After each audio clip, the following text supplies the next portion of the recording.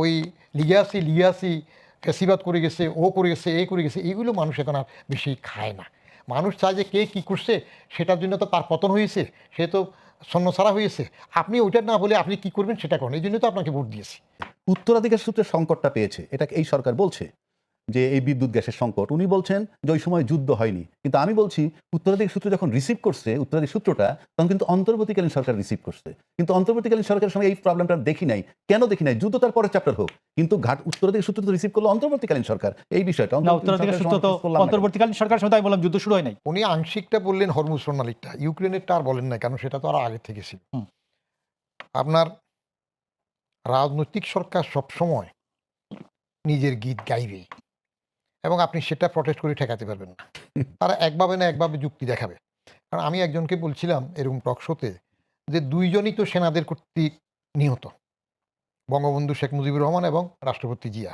তো একজনকে আপনারা শহীদ বলেন, আরেকজনকে প্রয়াত বলেন কেন? রেডিমেড ব্যাখ্যা দিয়ে দিতে পারে। রাজনীতিক তো শাকের করা, ধারে কাটে, ভারে কাটে, আসতে কাটে, যাইতে কাটে, এবং তারা রেডিমেড উত্তর দিয়ে মানুষকে মুঠোর মধ্যে হিউমারাস হইতে রাখতেও পারে। বলে যে ওরা আওয়ামী লীগ ওনাকে শহীদ বলে না, আমরা কি করব? আমরা তো শহীদ বলতেছি, উনি শহীদ হয়েছে। এখন উত্তরাধিকার সূত্রের এগুলো মানুষ বুঝে, এগুলো গাইয়া পার পাওয়া যায় না। কতটুকু উত্তরণ করতে পারবেন সেটা মানুষের প্রত্যাশা। বিপদ তো হয়, কিছু জিনিস বিপদ হয়। আপনার ওইখানে গ্যাসের টার্মিনাল নষ্ট হয়েছে, বা সাপ্লাই আসতে দেরি হয়েছে, কার্গো আসতে দেরি হচ্ছে, সেজন্য ঝামেলা হয়েছে। এটার বাইরে কথাটা ভিন্ন রকম হয়। যেমন অকটেন পেট্রোলে যখন দাম বাড়লো, বিরাট লম্বা লম্বা লাইন হইল। আমি 3 দিন, 2.5 ঘন্টা 3 ঘন্টা করে লাইন দিয়ে থার্ড ডেতে যাইয়া 1000 টাকার পেলাম ভাগে। আগের 2 দিন পাইনি।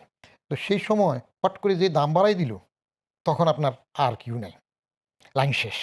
তো এটা নিয়ে এখন বাগানে হাঁটার সময় জেনারেল মাস, আমি তো ওই যে সবার সাথে মিশি, জিজ্ঞেস করে যে গ্যাসেরও কি এরকম ছলচাতুরি হচ্ছে কিনা, দামটা বাড়ানোর জন্য পায়তারা করে দাম বাড়াই দিলে তখন ক্রাইসিস থাকবে না, হয় কিনা। তাহলে এটা হতে গেলেও এখন আর হতে পারবে না, তাহলে বদনাম হয়ে যাবে। কিছু জিনিস আছে, জনগণ কি চায়। নর্মালি জনগণ দাম বাড়াইলে অনেক সময় আপত্তি করে না, কিন্তু নিরবচ্ছিন্ন সরবরাহ চায়। ওই যে আওয়ামী লীগ আমলের কথা, ফেসিবাদের ফেনা উঠাই ফেলেন বলতে বলতে, যে তারা কুইক রেন্টাল দিয়ে লুটপাট করে নিয়ে গেছে। মানুষ গ্রাম অঞ্চলে সব জায়গায় লুটপাট কে করছে এটা বেশি দেখতে চায় না। সে দেখে তারটুকু ভোগের যেটা আছে গ্রামে, সেটা পাচ্ছে কিনা। যেমন আমি গ্রামে যে 1 সপ্তাহ ছিলাম, তখন তো কারেন্ট কখন আসে, রাত্রে কয়বার যায়, সেটাই চিন্তা করতে হতো, থাকে কিনা। শহরে তো তুলনামূলকভাবে ভালো আছে। আমরা এগুলোতে সরকারকে এই পর্যায়ে প্রত্যাশার জায়গাটা বলবো কেটে উঠুক, সেটা দরকার আছে। আমি অনেক কিছু মেনে নিতে হয় এই দেশে থাকলে। আমার বাড়ির কাছে একটা ডাস্টবিন আছে, আমি প্রায় বলি ওই রাস্তায় আমার কাজ না থাকলেও সপ্তাহে আমি অন্তত একবার ওখান দিয়ে হাঁটি, অভ্যাসটা চালু রাখার জন্য। অতএব আমরা চাইবো যে সরকার সমস্যাটা কাটবেন, কেটে উঠবেন, কিন্তু বেশি রকমের ওই লিগাসি ফেসিবাদ করে গেছে, ও করে গেছে, এ করে গেছে, এইগুলো মানুষ এখন আর বেশি খায় না। মানুষ চায় যে কে কী করছে সেটার জন্য তো তার পতন হয়েছে, সে তো ছন্নছাড়া হয়েছে। আপনি ওইটা না বলে আপনি কি করবেন সেটা করেন, এই জন্য তো আপনাকে ভোট দিয়েছি। আপনি ওভারহুলিং মেজরিটিতে আসছেন তো এই জন্য, আপনার উপর প্রত্যাশা আছে। তো প্রত্যাশা পূরণে আগে যাওয়াটা হলো মন্দ না আর কি, সেটার জন্য আমরা আশাবাদী হব। তাহলে আমরা একটু ভিন্ন দিকে যাই এখন। সংকট কাটায় ওঠার জন্য কিভাবে উত্তরণ করবে সেটার জন্য আমরা সবসময়, যেমন 6 মাসে অনেক মন্ত্রীর বদল হয়েছে, মন্ত্রণালয় বদল হয়েছে, নতুন মন্ত্রী নিয়োগ হয়েছে, কাউকে সরাই দেওয়া হয়েছে। এই সব যদি আমরা বিবেচনায় নেই, তাহলে বিষয়টা কেমন দাঁড়ায়? ধরেন তথ্যমন্ত্রীকে সরানো হলো, সরাইতেই পারে, কিন্তু সরাইতে অন্য কোনো মন্ত্রণালয় দেয়নি। এটা কি বার্তা দেয়? আবার যাকে তথ্যমন্ত্রী বানানো হলো, তথ্যমন্ত্রী তো সাধারণত আমরা জানি সরকারের পক্ষে মিডিয়ার সাথে কাজ করে, মিডিয়াকে নিয়ন্ত্রণ করে, কিংবা মিডিয়ার সাথে যোগাযোগ রেখে একটা ন্যারেটিভ তৈরি করে যেটা সরকারের পক্ষে থাকে। তো আমরা যদি ওইভাবে বিবেচনায় নেই, আজকের যে তথ্যমন্ত্রী যাকে বানানো হইলো, সে কি প্রিভিয়াস তথ্যমন্ত্রী যদি অন্য কোনো মন্ত্রণালয় দেয়নি, তাহলে কি এই তথ্য মন্ত্রণালয় এই সরকারের পক্ষে ভালো ন্যারেটিভ তৈরি করতে পারবে? এইরকম কোনো বিষয় বিবেচনায় নিচ্ছে? ধন্যবাদ আপনাকে। আমি মোটামুটি গভর্নমেন্ট বুঝি আর কি, গভর্নমেন্টের অফিসারদের হায়ারার্কি বুঝি, ফাংশনিং বুঝি 91 সাল থেকে। মানে 89 সালে যেহেতু আমি পাস করছি, ওই সময় থেকে যারা বন্ধুবান্ধব বিসিএস দিতে যেত, এরা আলোচনা করতো কীভাবে লেফটেন্যান্ট বানান শিখতে হয়, এইগুলো শিখছি। তো আমি বিসিএস কখনো দেই নাই। তো তখন যেহেতু আমাদের বন্ধুরা প্রায় 86 ব্যাচ পাইছে, আবার 13 ব্যাচ পাইছে, মানে 9th ব্যাচ পাইছে, 13 ব্যাচ পাইছে। মানে 3 বছর যখন গভর্নমেন্ট হঠাৎ করে বাড়াই দিল বয়স, তো যারা সমবায় টমবায় পাইছিল এরা আবার ঝাপাইয়ে পড়ে পরীক্ষা দিল, এরা ট্যাক্স ক্যাডার ট্যাডার নিচ্ছে আর কি, স্যার মতো অ্যাডমিন ক্যাডার পাইছে কেউ কেউ। তো আমি আপনাকে বলছি যে আপনার যে কোয়েশ্চেনটা আবার বলেন। সরকারের পক্ষে তথ্যমন্ত্রী একটা বিরাট role। তথ্যমন্ত্রী এখন আসেন, তথ্যমন্ত্রী গভর্নমেন্টের পক্ষে ন্যারেটিভ তৈরি করেন। বেসিক্যালি তথ্যমন্ত্রীরা গভর্নমেন্টের যে বক্তব্যগুলি আছে এইগুলোকে ভালোভাবে সম্প্রচার করার দায়িত্বটা পালন করেন। তথ্যমন্ত্রীকে যেমন আমাদের শামসুল ইসলাম, উনি ওনার তথ্যমন্ত্রী থাকাকালে জীবনে কোনো বক্তৃতাই করতেন না, তথ্যমন্ত্রী হিসাবে বক্তৃতাই করতেন না। প্রায় 2 বছর পাইছি আমি 6 সালের গভর্নমেন্টে, এর আগের গভর্নমেন্টেও প্রায় 2 বছর ছিলেন শেষে নাজমুল হুদা যাওয়ার পরে। তো আপনি দেখবেন যে শামসুল ইসলাম খুব পছন্দের গভর্নমেন্টের মন্ত্রী ছিলেন বেগম খালেদা জিয়ার গভর্নমেন্টে, কিন্তু উনি কোনোদিন বক্তৃতা করতেন না কোনো বিষয়ে। এখন আসুন যে তথ্যমন্ত্রী বেসিক্যালি গভর্নমেন্টের যে বিষয়গুলি উনারা চান, বিভিন্ন মন্ত্রণালয়ের উন্নয়ন এবং অন্যান্য বিষয় আসে এইগুলো প্রচার করে। বেসিক আমার আইডিয়া গভর্নমেন্ট তথ্য মন্ত্রণালয়ের দায়িত্ব। আর যে আগের যে স্বপন সাহেব তুখুর ছাত্রনেতা ছিলেন, 90-এর একেবারে প্রথম সারির একজন ছাত্রনেতা, বিপ্লবী ছাত্র ইউনিয়নের প্রেসিডেন্ট ছিলেন এবং 96-এ উনি আইসা বিএনপিতে যোগ দেন। একটা বিএনপির ওই সময় বেশ বাজে সময়ে যোগ দেন জহিরুদ্দিন স্বপন। মানে জনতার মঞ্চের পরে যে অবস্থাটা হয় এই সময় একেবারে ডুবন্ত তরিতে উনি আইসা লাফিয়ে ওঠেন, যেখান থেকে লাফতে সবাই পড়ে যায়, নেমে যায়। তো সেই ক্ষেত্রে জহিরুদ্দিন স্বপনকে আমি অত্যন্ত শ্রদ্ধার সাথে স্মরণ করব এবং তাকে হয়তো প্রধানমন্ত্রীর রাজনৈতিক উপদেষ্টা হিসাবে মন্ত্রীর পদমর্যাদা, পূর্ণ মন্ত্রীর পদমর্যাদায় উনি পিএস পাবেন, এপিএস পাবেন, পিও পাবেন, 4 জন সবই পাবেন। কিন্তু আমি আপনাকে বলতেছি হিসাবটা হলো একই ব্যক্তি একই পদে একই রকম অ্যাক্ট করে, 2 জন ব্যক্তি একই রকম অ্যাক্ট করেন না। আপনি স্যারকে যদি এখন মন্ত্রী বানান আর আমারই মন্ত্রী বানান, আমার মন্ত্রণালয় আমার গরমের ছুটে মহা ব্যস্ত থাকতে হবে, সচিব থেকে আমরা সবাই। আর স্যার হয়তো খুব টেকনিক্যালি একটা করে নোট দিবেন, উনি নোট দিয়ে অবস্থা আমি বানিয়ে নিয়ে আসো, আগে বানিয়ে নিয়ে আসো, এরপর বলবো সব ইয়াটি করে নিয়ে আসো, এই প্রুফ দেখে নিয়ে আসো, এরপরে আমার যদি কোনো জায়গায় পরিবর্তন থাকে আমি বলবো যে এইটা বাদ, এটাই। আমরা এই 2 জনের 2টা স্টাইল। তো জহিরুদ্দিন স্বপন যদি প্রধানমন্ত্রীর উপদেষ্টা হিসাবে অ্যাসার্ট করেন তার পজিশন, তাইলে 10টা মন্ত্রীও তার কাছে দৌড়ে একুল পাবে না। যেমন আপনি মনে করতেন হারিস চৌধুরী উনি প্রতিমন্ত্রী পদমর্যাদায় একজন রাজনৈতিক সচিব, এমনি বাইরে থেকে মনে হয় কিছুই না। আমি সচিবদেরকে লাইন দিয়ে বসে থাকতে দেখছি। নাম্বার 2 ঘ্রাণটা দিতে হবে, ঘ্রাণ দিতে পারলেই হয়, ভালো ঘ্রাণ আপনি কত বেশি সার্ভিস দিতে পারেন, আপনি কত বেশি কতটা দৃশ্যমান হতে পারেন। যে একটা মন্ত্রণালয় জিজ্ঞেস করেন স্যারকে, যে কাজ করে একই সবাই ডাকে, যে কাজ করে না ফাঁকিবাজকে কেউ ডাকে না। সাবেক চেয়ারম্যান, এনবিআর এর সাবেক চেয়ারম্যান জনাব মতিউর রহমান আপনার কাছে, উনি কিছু প্রশ্ন করছে, প্রশ্ন না ঠিক আলোচনার ভিতরে যেটা বেরোইছে, উনি মন্ত্রী হলে কেমন হতো, আপনি মন্ত্রী হলে কেমন হবেন, মন্ত্রী অদল বদল, মন্ত্রণালয় বদল ইত্যাদি একটা সমাধান দেওয়ার চেষ্টা করছে। তো নর্মাল করছে আমরা দেখি বহির্বিশ্বের দিকে তাকাইলেও যিনি ক্ষমতায় যান তিনি অফিস আদালতে বদল করেন কর্মকর্তা কর্মচারী। আচ্ছা, বাংলাদেশে যদি মন্ত্রী বদলের সাথে সাথে কি প্রশাসনের ব্যক্তিদের বদল হয় কিনা? মন্ত্রী বদলের সাথে, প্রধানমন্ত্রী বলছি না, মন্ত্রী বদলের সাথে, কিংবা মন্ত্রী তার পছন্দের লোক মন্ত্রণালয়ে বদলি করে নিতে পারেন কিনা, এটা একটা প্রশ্ন। তার সাথে সম্পর্ক প্রশ্ন, মন্ত্রণালয়ের নীতি নির্ধারণী বিষয়ে কার ভূমিকা বেশি বাংলাদেশে, অন্য দেশের কথা বলবো না, একজন সচিবের নাকি একজন মন্ত্রীর, আপনি কি মনে করেন? দুটো প্রশ্ন, একটা হলো মন্ত্রী বদলের সাথে সাথে কর্মকর্তা বদল হয় কিনা বা তিনি বদল করে নিতে পারেন কিনা, ইট ডিপেন্ডস। যদি মন্ত্রী মনে করে যে তার জানাশোনা আরেকজন সচিব নেবেন এবং ইফ হি অর শি, যিনি মন্ত্রী, is able to convince the prime minister, তখন ওটা করতে পারেন, পরিষ্কার তিনি সেটা করে নিতে পারেন এবং রাজনৈতিক সরকার সেটা মেনেও নিয়ে করেনও। আবার ছোট্ট একটা উদাহরণ দিই, আমি যখন ইয়ারডির এডিশনাল সেক্রেটারি, তখন আমার যিনি সচিব ছিলেন সেই সচিব সাহেব এখন বিএনপি সরকারের এখানে আবার উনি একটা বড় উপদেষ্টা পদে আছেন। যেভাবে ওনার সাথে আমার বনা হইল না, কোনো একটা সবই আছে একই সাইজের আর কি, বনা হইল না। মিটিং করলাম, আমি মিনিটস লেখার জন্য ডিক্টেট করেন উনি, তাহলে মিটিং আপনি করলেই তো পারতেন, চুক্তির ব্যাপার যেটা প্রধানমন্ত্রী কার্যালয়ের নির্দেশ আছে, আমার কাছে কোনো নির্দেশ নাই। তো এই বনিবনা না হওয়ার কারণে, যেহেতু আমি তার অধস্তন এডিশনাল সেক্রেটারি, উনি আরেকজন এখন ওনাদের পেয়ারের লোক এস্টাবলিশমেন্ট সেক্রেটারি ছিলেন হালিম সাহেব, তাকে বলে আমাকে আমার এডিশনাল সেক্রেটারি লেভেলের নিচে একটা পদে বদলি করে দিলেন। রাজনৈতিক নেতৃত্ব চাইলে কীভাবে বদলি করে দেওয়ার পরে সাইফুর রহমান সাহেব ফাইন্যান্স মিনিস্টার, আমি তখন 2টা উইংয়ের একা এডিশনাল সেক্রেটারি 17 মাস থেকে চালাচ্ছি। তো সাইফুর রহমান সাহেবের পিএস নুর নবী এটা মন্ত্রীকে বলে দিল যে আপনার বদিউর রহমানকে তো বদলি করে ফেলছে। তো মিনিস্টার সাহেব আমাকে ডাকালেন। সাইফুর রহমান সাহেবের একটা, উনি যে সাকসেসফুল অর্থমন্ত্রী, মুহিত সাহেব চেষ্টা করে সেটা হইতে পারেন নাই। তো উনি আমাকে বললেন, উনি সবসময় নাম জিজ্ঞেস করেন, আসলে জানে কিন্তু এটা তার স্টাইল, এই তোমার এই নাম না, এভাবে বলে, জি স্যার। ও তুমি কি আমার পছন্দ করো না, নাইলে আমার এখান থেকে বদলি হয়ে যায় কেন? স্যার সরকার করছে। ও ওই যে বদলি করালে তার নেই, ওইটা ওর কাণ্ড না, কিছু বললাম স্যার আমি জানি না, কারণ রুল অফ থাম্বে boss is never wrong, if boss is wrong, see rule number 1, এটা করতে হয়। তো উনি সাথে সাথে সাইফুর রহমান সাহেব সাথে সাথে ম্যাডামকে টেলিফোন করলেন, ম্যাডাম আমি এডিশনাল সেক্রেটারি বদলির রহমানকে আপনি বদলি করে ফেললেন, আমি জানলাম না। ওটা তো প্রস্তাব দিল ওইখান থেকে এস্টাবলিশন সেক্রেটারি আসলো, ক্যান্সেল করে দিলেন। তো এখন যদি চান পারে। আরেকটা প্রশ্ন করলেন আপনি, ক্ষমতা কার বেশি? এটা নির্ভর করে ব্যুরোক্রেট সচিবকে কি মন্ত্রী কন্ট্রোল করবে নাকি মন্ত্রী, না মন্ত্রীকে সচিব কন্ট্রোল করবে, কে কাকে কন্ট্রোল করে সেটার উপর মানে এটা হতে পারে, এটা হতে পারে। রুলস অফ বিজনেস অনুযায়ী ক্ষমতা বেশি হওয়ার কথা পলিটিক্যাল মিনিস্টার, অনেক সময় সেটা নাও হতে পারে। না হতে পারলে সেটা তার ব্যর্থতা, আচ্ছা, সেটা মন্ত্রী ব্যর্থতা। ধন্যবাদ। আমি আপনার কাছে সুযোগ পাইলে আবার আসবো। আপনার কাছে আমি অন্য একটা প্রশ্ন করতে চাই। সেই প্রশ্নটা হলেই যে আপনাদের মানে আমি আপনাদের বলছি কেন, যে এই সরকারের ক্ষমতা আছে, নির্বাচনের প্রতিশ্রুতি ছিল এরকম যে প্রথম 18 মাসে আমরা 1 থেকে 1.5 কোটি লোকের কর্মসংস্থান করব, কিন্তু আমরা গত 6 মাসে দেখলাম 900 টেক্সটাইল বন্ধ হয়ে গেছে। 900 টেক্সটাইল রাফলি গড়ে প্রতিদিন 5টা করে বন্ধ হয়ে গেছে, এবং 62,000 শ্রমিক বা চাকুরে বেকার হয়েছে, যেখানে কর্মসংস্থান করার কথা উল্টা বেকার হয়েছে। তাহলে আগামী 5 বছর কিভাবে যেতে পারি আমরা, কোন পর্যায়ে যেতে পারি? না, আগামী 5 বছর যে এইরকমই যাবে জাতীয় এবং আন্তর্জাতিক অবস্থাটা, এটা এরকম মনে করা যায় না, মনে করা যায় না। তো আমি মনে করি যে গভর্নমেন্ট তার যে ইস্তিহার আছে, এই ইস্তিহার অনুযায়ী তার কাজ করার জন্য অবশ্যই চেষ্টা করবেন। আর যদি চেষ্টা করে ব্যর্থ হন, 5 বছর পর জনগণের কাছে যে যাবেন, তখন এটার উত্তর তাকে দিতে হবে, খুব ভালোভাবে দিতে হবে, অনেক মূল্য দিয়ে দিতে হবে। আমি মনে করি না তারেক রহমানের গভর্নমেন্ট এটা এভাবে করবেন।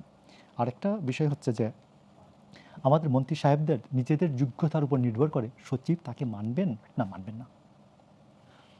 প্রথম কথাই ঠিক আছে, অবশ্যই এটা তো একই, দুইজন তো একই পয়েন্টে আসে। মনে করি যে সচিব লিডার হিসাবে, মন্ত্রণালয়ের লিডার কিন্তু এখন মন্ত্রী, তিনি তার টিমের সবাইকে তিনি কনভিন্স করতে পারেন কিনা তার যোগ্যতা সম্পর্কে, এটার উপর নির্ভর করে তারা কতটুকু মানবে। যদি প্রথমেই সচিব সাহেব বুঝে, প্রথম রাতেই যদি উনি বুঝেন যে এটা তো একটা গরু অথবা গাধা, তো উনি গরুর দামে হিসাব করবেন অথবা গাধার দামে হিসাব করবেন। এই জন্য আমি মনে করি মন্ত্রী সাহেব, যে প্রধানমন্ত্রী যখন মন্ত্রী বানাবেন, তিনি চিন্তা করবেন আমার এই মন্ত্রী গরু হিসাবে ট্রিটেড হবে না গাধা হিসাবে ট্রিটেড হবে না ঘোড়া হিসাবে ট্রিটেড হবে। সাবেক চেয়ারম্যান জনাব বদিউর রহমান, আপনার কাছে এই প্রশ্ন রাখতে চাই এর সাথে সম্পর্ক। নবম পে স্কেল দেওয়া হচ্ছে এবং আপনি জানেন যে 100 থেকে 140% বেতন বাড়বে। গত 11 বছরে কোনো পে স্কেল দেওয়া হয় নাই। উনি বলছেন যে গৌরী সেন টাকা দিবে। আমি আপনাকে একটা সূত্র দিচ্ছি, সেটা হলো অক্টোবরে নতুন পে স্কেল দেওয়া হচ্ছে এবং পিছনের 3 মাসও সমন্বয় করা হবে। প্রয়োজনে ঋণ নেওয়ার পরিকল্পনা, অর্থ পরিকল্পনা উপদেষ্টা ডক্টর রাশেদ আল মাহমুদ তিতুমির তিনি বলছেন প্রয়োজনে ঋণ নেওয়া হবে। তাহলে গৌরী সেনের ব্যাপার নাই, ঋণ নেওয়া হবে। আপনার কাছে জানতে চাই, নর্মালি 5 বছর 6 বছরের মধ্যে পে স্কেল হইতো, এটা হলো না কেন? 1, 2, এই যে রাশেদ অর্থ পরিকল্পনা উপদেষ্টা যিনি বললেন, উনি যেটা বললেন ঋণ নেওয়া হবে, তাহলে গৌরী সেনের প্রসঙ্গটা আপনি কিভাবে দেখবেন? গৌরী সেন তো হিউমারাস হইতে বলা, গৌরী সেন মানে তো সরকার। আপনার এখন কর্মরত 14 লাখ কর্মচারী আছে, পেনশনভোগী আছে 9 লাখ, কেমন? তো টোটালের জন্য বর্তমানে যেটা পে স্কেল দেওয়ার আগে হিসাব করে দেখা হয়েছে তাদের 1,31,000 কোটি টাকা লাগে। আর পে স্কেলের মধ্যে এটা তো একসাথে বাস্তবায়ন করবে না, মন্ত্রিপরিষদ সচিবের নেতৃত্বে 10 সদস্যের যে কমিটি আছে, তারা জাকির আহমদ খানের নেতৃত্বের 23 সদস্যের পে কমিশন যেটা দিয়েছে সেটা রিভিউ করতেছে। কারণ কয়েকটা জিনিস আছে, একটা হলো প্রশাসনিক সক্ষমতা, তারপরে আর্থিক সংস্থান, ডিজিটালাইজেশন একটা very important point. 2015 pay scale বাস্তবায়ন হয়েছে বেশিরভাগ ম্যানুয়ালি, এখন কিন্তু ম্যানুয়ালি হচ্ছে না, এখন হচ্ছে সেটা ইএফটির মাধ্যমে এবং একটা আইবাস প্লাস সফটওয়্যারের মাধ্যমে হচ্ছে, অটোমেটিক ডিজিটালাইজড। তো এটার সাথে অ্যাডজাস্ট করার একটা প্রশ্ন আছে, সেই জন্য যদি ভাগ করে করা হয় সেখানে এটাকে সেইভাবে সফটওয়্যারটা ঠিক করতে হবে। তো 3 ভাগের কথা শোনা যাচ্ছে মোটামুটি। প্রথম বছরে আপনার মূল বেতনের যেটা বাড়বে সেটা 50%। আপনার যেটা বলা হয়েছে টেন্টেটিভ, যাদের সবচেয়ে কম 8,000 বা 8,500 তাদেরকে 20,000-এ আনবে, সচিবদের যেটা 78,000 সেটাকে 1,60,000, এটা তো প্রস্তাবিত। কিন্তু মন্ত্রিসভার যে কমিটি, মন্ত্রিপরিষদ সচিবের নেতৃত্বে যে কমিটি, ওই কমিটি এটাকে রিভিউ করবে। সো গ্যাজেট হওয়ার আগ পর্যন্ত ফাইনালি জাকির আহমদ সাহেবের ওখানে যা সুপারিশ হয়েছে হুবহু তা হবে তা বলা যাবে না। গ্রেডগুলো ঠিক রাখছে, আগের মতো 20টা গ্রেডই আছে, কেমন? কিন্তু ঠিক 1,60,000 সর্বোচ্চ দেবে কি না, নিচেরটা হয়তো ঠিক রাখতে পারে, এটা গ্যাজেট হলে বোঝা যাবে। আর বাস্তবায়নের ট্যাকটিকটা নেওয়া হয়েছে এইসব কারণে, মূল্যস্ফীতির আছে, সফটওয়্যারের অটোমেটিক সেটিলাইজেশনের ঠিক করার বিষয় আছে, সেই জন্য 3 ধাপ। প্রথম বছর আপনার 50% অফ বেসিক, যেটা এখন পর্যন্ত সিদ্ধান্তের মধ্যে আছে। সেকেন্ড ইয়ারে বাকি 50% অফ দ্য বেসিক। থার্ড ইয়ারে অন্যান্য ভাতা টাতা সেগুলো করবে, যাতে করে একসাথে বাজারে অর্থের সরবরাহ থেকে শুরু করে 1 নাম্বার মূল্যস্ফীতির উপর বেশি চাপ না পড়ে, দ্বিতীয়ত সরকারের সংস্থানও যেন বেশি অ্যাডজাস্ট করে, স্টেগারিং হইতে হয়। এই বাড়তি পে স্কেলের জন্য আবার বাড়তি টাকা লাগতেছে প্রায় 1,06,000 কোটি টাকা। তো সেই আনুপাতিক হারে আপনার এই বছর 30,000 কোটি টাকার মতো বরাদ্দ আছে বাজেটে। আর বাকিটা হইল টাকা বাজেটের মধ্যে তো ঘাটতি বাজার আছে, সেখানে আছে না যে টোটাল বাজেটের মধ্যে 2.5 লাখ কোটি টাকার মতো আপনার ঘাটতি বাজার আছে। সেটা কিছু প্রজেক্টে কিছু ব্যাংক থেকে লোন নিয়ে করা হবে। যদিও একটা সমালোচনা আছে, ব্যাংক থেকে সরকার যদি বেশি ঋণ নেয়, অর্থাৎ যেটা ওনার বাসায় গরিসেন যদি ব্যাংক থেকে বেশি নেয়, তাহলে প্রাইভেট এন্টারপ্রেনারদের জন্য শেয়ারটা কমে যায়, কিন্তু গভর্নমেন্ট রান করে। এরপরেও যেটা কে বলছেন ঋণ করবেন, ঋণ করে না সরকার। অনেক সময় যেটা করে সেটা হইল বেশি টাকায় পড়লে মুদ্রা ওই যে টাকশাল থেকে কিছু টাকা ছাপিয়ে ওটা লোনের মতো কাজ চালায়। তো এখন পর্যন্ত যেটুকু হিসাব, তাতে তো আপনার স্টেগারিং 3 বছরে ধাপে ধাপে দেবে, এটা অসহর কথা না। আপনার স্বাধীনতার 55 বছরের পরে যেটা বাড়ছে, আমরা যখন প্রথম চাকরিতে ঢুকলাম 73-এর পে স্কেলে, সেই সময় আমরা ক্লাস 1 জব 475 টাকা। 177 থেকে প্রেসিডেন্ট জিয়া নতুন স্কেল দিলেন, তখন 750। আমাদের লাফানো কে দেখে? 475 থেকে 750 বেশি হয়ে গেল। এখন বাজারে দাম বাড়লে তখনকার দ্রব্যমূল্যের সাথে তুলনা করলে এটা হয়। অতএব সরকার অনেক অঙ্ক কষে হিসাব নিকাশ করে যাবে। আর টাকা নাই, একেবারে টাকা নাই বলে তো আপনার ওই যে যেটা বললেন 11 বছর বাজারের সাথে কিছুটা মিল তো রাখতে হবে। আপনি যদি বলেন ঠিক আছে স্বাধীনের পরপর হইলে অনেক সময় যেটা বঙ্গবন্ধু বলছে আমি 3 বছর কিছু দেবার পারবো না, সেটা এক কথা। এখন তো সামর্থ্য অনেক বাড়ছে, অনেক বাড়ছে। বাংলাদেশের আর্থিক সমতা অনেক বাড়ছে। হয়তো বৈশ্বিক কিছু কারণে এখন হঠাৎ করে একটা চাপ সৃষ্টি হয়েছে, কিছু সংকট হচ্ছে, এটা হয়তো ওই বৈশ্বিক ঝামেলাটা চলে গেলে এটাও হয়তো চলে যাবে আচ্ছা, ইনশাআল্লাহ। আপনি অর্থ মন্ত্রণালয়ের অতিরিক্ত সচিব ছিলেন 2005-এ, যদি আমি ভুল না করে থাকি। আর উনি ফুল সচিব ছিলেন এনবিআর এর চেয়ারম্যান হিসাবে। অর্থ মন্ত্রণালয়ে অতিরিক্ত সচিব ছিলাম না, আচ্ছা আমি ইয়ারডিতে অতিরিক্ত সচিব আচ্ছা, ছিলাম 2005। আরেকটা বললেন 2006-এর অক্টোবরে বিদ্যুৎ বিভাগের ভারপ্রাপ্ত সচিব আপনি তাও ছিলাম না, ছিলেন না। আচ্ছা সেটা অর্ডার হয়েছিল, ক্যান্সেল হয়ে আচ্ছা, যেতে দেয়নি। কিন্তু 23 জানুয়ারি 2007 থেকে আপনি এনবিআর এর চেয়ারম্যান। তার মানে রাজস্বর সাথে আপনার একটা ভালো সম্পর্ক, রাজস্ব কিভাবে আদায় হয় ইত্যাদি সবকিছু মিলে। এবং বিদ্যুতের বিষয়ে আপনাকে নিয়োগ দেওয়ার কথা না দিলেও আপনি এই সব বিষয়গুলো জানেন। না, কম নিয়োগ বেশি। দিয়েছিল, সেটা অর্ডার ক্যান্সেল হয়ে হ্যাঁ, গেছে, ঠিক আছে। পছন্দ হয়নি। কিন্তু আমার প্রশ্ন হচ্ছে যে আমরা এখন শুনি আমাদের যে বিদ্যুৎ আর গ্যাসের যে সংকটটা, সেটা উত্তরাধিকার সূত্রে প্রাপ্ত। উত্তরাধিকার সূত্রে প্রাপ্ত বলতে আপনাদের ওই পিরিয়ডটার থেকে, যদি আমি আওয়ামী লীগ পিরিয়ডটা ধরি, সেখান থেকেই প্রাপ্ত, এটা বলা হচ্ছে, এই সরকার বলছে, এবং আরো 2 বছর সময় লাগবে তাদের সংকট কাটাইতে। এই বিষয়টা নিয়ে আমি আপনার কাছ থেকে জানতে চাই। এর আগে ওনার সাথে একটা প্রশ্ন ছিল যে সরকারি লোকজন পে স্কেলে অনেক টাকা পাবে, দিনমজুর, এটা বলেন রিক্সাওয়ালা আপনি। ওরা কোথায় পাবে? ওদের জন্য তো এখানে বাড়লে অটোমেটিক তাদের মধ্যে এটা যায়। তখন দেখবেন রিক্সাওয়ালার ভাড়া বাড়তেছে, দিনমজুরের রেট বাড়তেছে। আমি গ্রামে ছিলাম, 1 সপ্তাহ একটা কাজে গেলাম। এখন সকাল 8:30টার দিকে আসবে, আপনার 2:30টায় চলে যাবে। 1,000 টাকা মিনিমাম মজুরি। এর মধ্যে আবার তার চা নাস্তার জন্য একটু ব্রেক থাকে। অতএব যত টাকা এক খাতে বাড়বে, তখন অন্যেরও বাড়বে। তাহলে তো আপনার রিক্সা ভাড়া যদি বাড়ে, সবটাতে তাহলে তো যাবে। গোশতের দামও বাড়বে, সবটা আলুর দামও বাড়বে, বাড়বে, তাহলে তো সবটা সেই বাড়বে। একই অবস্থা থাকবে। বাজারে মূল্যস্ফীতি যখন আসবে, হ্যাঁ। সেটাতে তখন সবটাই তো বাড়বে। তার মানে পে কারণ স্কেল দিলে পরে হ্যাঁ, মুদ্রাস্ফীতি বাড়বে। কিছুটা তো বাড়বেই। সেই জন্যই তো স্টেগারিং 3টা ধাপে চিন্তা করতেছে, বাড়বে। আর টাকা যখন হাতে আসে, তখন তো কাঁচা টাকার কামড়ানো সহ্য করা কঠিন তো। তখন স্বাভাবিকভাবে খরচ একটু বেশি হইতে চাইবে। যেমন আমি কয়েক বছর থেকে বেদরকারি মনে করি অনেক খরচ। ইলিশ মাছ আমি 4 বছর থেকেও কিনি না, দরকার নাই তো। এটা না খেলে কি হয়? কেমন? কাঁচামরিচ যখন 400 টাকা হয়, আমি বলি 1 হালি দাও, অসুবিধা তো নাই। আমাদের জাতিগতগত একটা অভ্যাস আছে, যেটা বেদরকারি আমরা সেটাতে হুমড়ি খেয়ে পড়ি। এখন যেটা বললেন গ্যাস, বিদ্যুৎ সংকট, এটা লিগ্যাসি রাজনৈতিক সরকার সবসময় এটা বলে। যে আসবে বলবে যে আগেরটা সব শেষ করে দিয়েছে, আগের থেকে কিছু পাই নাই। কেমন? ওই আওয়ামী লীগ এসে প্রথম যখন আসছে, তারাও একই কথা বলছে যে খাম্বা পেয়েছি, বিদ্যুৎ পাই নাই। যে বাজাদের বিএনপির শেষ আমলে বিদ্যুৎ কখন আসতো সেটা ছিল খবর, কখন থাকে সেটা খবর ছিল না, আসতো কখন বলে। এইগুলো রাজনৈতিক বক্তব্য থাকবে। কিন্তু বৈশ্বিক কারণে যে সংকটটা হয়ে যায়, একটা টার্মিনালে ঝামেলা হয়েছে, হরমুজ সোনালির ব্যাপার আছে, ইউক্রেনের যুদ্ধের ব্যাপার আছে, এগুলো হবে। আর গরিব দেশে এই জাতীয় সংকেতগুলো তৈরি থাকতে হয়। শুধু প্রাকৃতিক দুর্যোগ না, আমাদেরকে এগুলো মেনে চলতে হয়। মেনে চলে আমরা টিকে থাকি, আমাদের সে অভ্যাস আছে। এটা উত্তরণ 2 বছর লাগবে না কতক্ষণ লাগবে? সরকারের মেয়াদ তো 5 বছর আছে, মাত্র 6 মাস গেল। অস্থির হওয়ার তো দরকার নাই। আমি কিছু জিনিস বলি, আমাদের সহনশীলতা দরকার। আমরা অসহিষ্ণু বেশি হই। এখন এই দেশে জন্মাইলে রুই মাছের বাচ্চা জন্মানোর সময় তো মোটামুটি ফুটির থেকে বড় হয়ে যায় অনেক সময়। কেমন?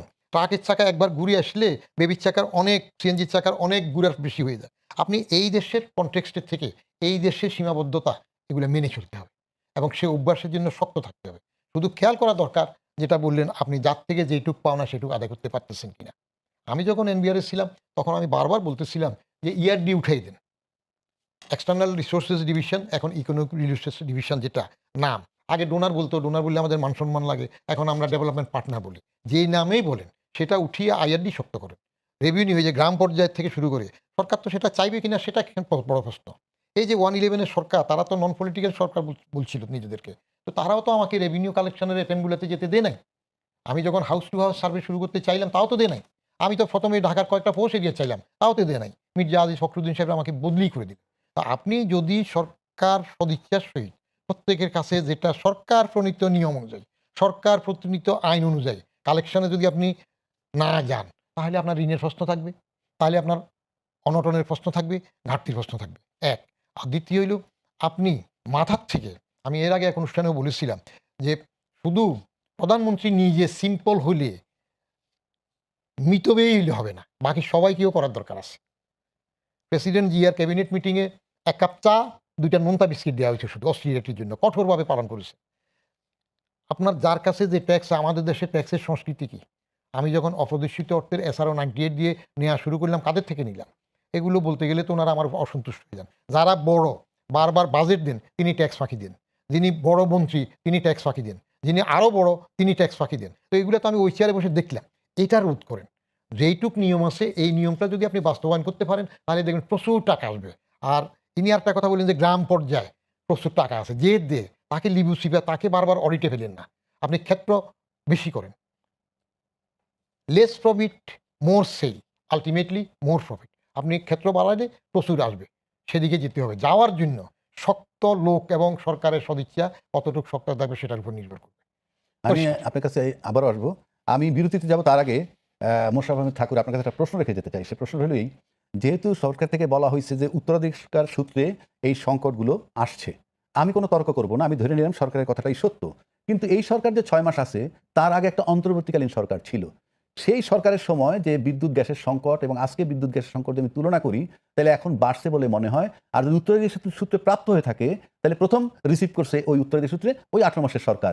সেখানে আমরা এরকম ফেস করি নাই, এখন করছি কেন? এটার উত্তর আপনি দিবেন। ইন্টারিম গভর্নমেন্টের সময়, ইন্টারিম গভর্নমেন্টের 12 দিনের মাথায় আমেরিকা ইরান যুদ্ধ শুরু হয় নাই, হরমুজ প্রণালী বন্ধ হয় নাই, ঝামেলা হয় নাই। এই আন্তর্জাতিক ঝামেলাটা এই গভর্নমেন্ট শপথ নেওয়ার 12 দিনের মাথায় এটা শুরু হয়েছে। তো এটাকে আপনাকে বুঝতে হবে, এটা বিশ্বব্যাপী এর প্রভাব আছে। 1 নাম্বার 2 হচ্ছে, আপনাকে স্যারের, আমরা যে বিষয়টা নিয়ে বসছিলাম, স্যারের টক শো আমি একদিন শুনতেছিলাম। আমি শুনি, ওনারটা দেখলে শুনি, উনি বলছেন যে আমি প্রপোজাল দিছিলাম গুলশান, বাড়িধারা, বনানী, বসুন্ধরা, এই 4টা এলাকায় যারা বসবাস করে, এদের জন্য আপনি অ্যাডভান্স ট্যাক্স করেন না কেন, বা ট্যাক্স করেন না কেন? একটা নির্দিষ্ট পরিমাণ, একজন লোক 60,000 টাকা বাড়ি ভাড়া দেয়, ও রিটার্নে দেয় 0। ও বছরে বছরে 1.5 লাখ টাকা ইয়া দেয়, বিদ্যুৎ বিল দেয়। এসি আছে ঘরে 3টা, 15,000 থেকে 20,000 টাকা বিদ্যুৎ বিল দেয়, ও রিটার্নে দেয় 0, ইনকাম 0। তো এটা হবে কেন? তুই ইয়া দিবি, এই কি বলে, এই এসি আছে থাকলেই তুমি ট্যাক্স দিবা 2,000 টাকা বছরে।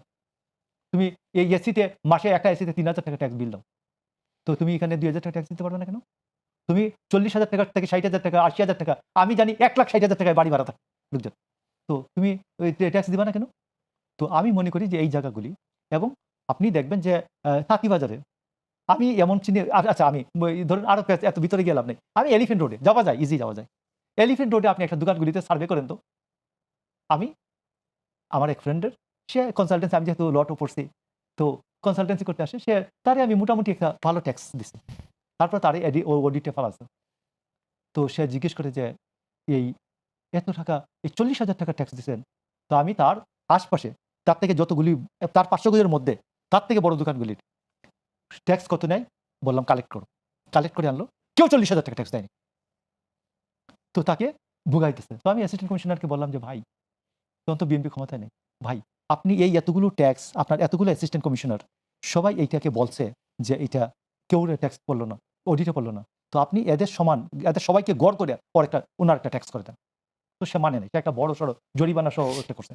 তো আমি আপনাকে বলছি যে আমার কথাটা হচ্ছে, আপনি ট্যাক্সটার ন্যায্যতা একটা একটা নির্ধারণ করেন।